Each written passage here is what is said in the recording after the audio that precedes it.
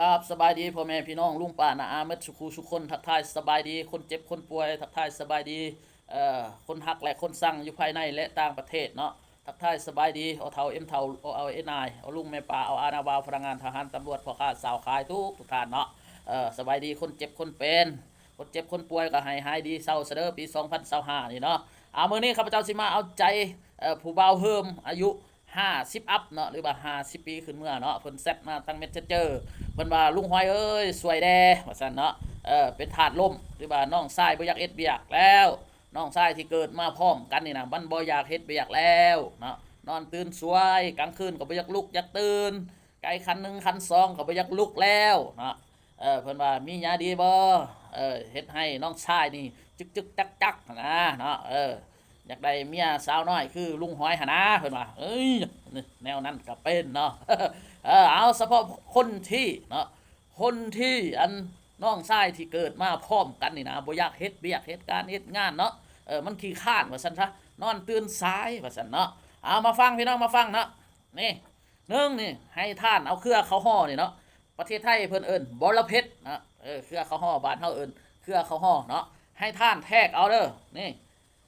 เขาเอิ้นซอกก้อยเนาะให้แทกยาวมาฮอดซอกนึงเนาะซอกก้อย1 อันเนาะมา1แล้วเอามังนาวมา1 หน่วยเนาะแล้วมีมะขามเปียกอีก1 บวงเด้อมะขามเปียก1 บวงแล้วเกลือพอประมาณเนาะบ่ใส่หลายนะ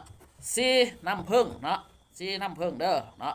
ทุกสิ่งทุกอย่างนี่เอามาเฮ็ดแนวใดเนาะวิธีเฮ็ดเนาะให้ทาน ซอยอันนี้ใส่ครกเนาะหรือว่าทานมีแนวปั่นแนวตำบ่เนาะใส่ครกล้างน้ำให้สะอาดแล้วซอยตำให้มันมุนๆเนาะตำให้มันมุนๆแล้วอันเอาเกลือลงใส่พอประมาณเนาะใส่หลายมันสิเข้มเกลือนี่นะแล้วให้ทานบีบมะนาวใส่เนาะคันบีบใส่หลายมันสิเป็นน้ำโพดเนาะหรือมันส้มหลายก็ใส่พอประมาณเนาะซีมเบิ่งว่ามันยังคมอยู่ก็ใส่อีกเนาะแล้วก็เอาน้ำผึ้งมา1 บวงเนาะแล้วก็มาตำให้เข้ากันเนาะมีเกลือมีมะนาวมีมะขามเปียกเนาะมี1 2 3 4 5อย่างเนาะให้ทานจดเด้อ1 เกลือข้าวห่อ2 มะนาว3 เกลือ4 น้ำผึ้งเนาะ5 คือมะขามเปียกเนาะมะขามเปียกเดียวเด้อ1 บวงเด้อเนาะอันนี้ก็1 บวงน้ำผึ้งนี่ย่ำน้ำผึ้งนี่เอาน้ำผึ้งชดเด้อบ่แม่นน้ำผึ้งปนเด้เนาะน้ำผึ้งปนบ่ได้เนาะให้ทานไปซอกน้ำผึ้งที่เขาเอามาจากห้างใหม่ๆก็ได้หรือว่าสั่งน้ำข้นที่ทานเชื่อใจเขาหนนะเนาะสั่งได้เนาะหลังจากตำให้มันมุนๆเนาะคันมันแค้นลายมันปั่นบ่ได้หนนะเนาะแล้วเขาก็เอาน้ำผึ้งลงใส่อีกเนาะถ้าว่ามันยิบมันปั่นได้แล้วนะเนาะแล้วเขาก็เอามาปั่นเฮ็ดก้อนน้อยซ้ำนี้ก็ได้เพื่อให้เขากินง่ายเนาะเจ้าสิเฮ็ดก้อนใหญ่ซ้ำโปมือนี่ก็เฮ็ดเนาะสุดแต่ที่จริงเนี่ยขอแนะนำให้เฮ็ดซ้ำนิ้วก้อยนี่เนาะจะสิปั้นแล้วให้ทานเอาไปตากแดดไว้ให้มันแห้งเนาะเพื่อเอาไปทานหันเอาไปกินยาวนานเนาะ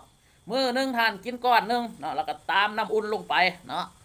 คันกินหลายมันก็สิขมแหละมันขมเครือข้าวห่อนี่แล้วให้ทานสมมุติว่าทานเป็นมา1 ปีแล้วให้ทานกินภายใน1 เดือนเนาะถ้าผู้ใดเป็นภายใน1 เดือนให้ทานกินให้ครบ1 อาทิตย์แล้วกวนน้องชายเจ้าเบิ่งว่ามันขึ้นบ่มันสิเฮ็ดเวียกบ่เนาะอันนี้ก็เป็นภูมิปัญญาชาวบ้านเนาะถ้า1 ปีขึ้นเมื่อล่ะให้กิน1 เดือนเนาะกินทุกมื้อ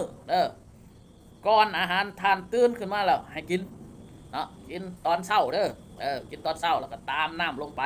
เนาะมื้อละก้อนถ้าผู้ใดเป็นหลายนะเป็นหลายปีแล้ว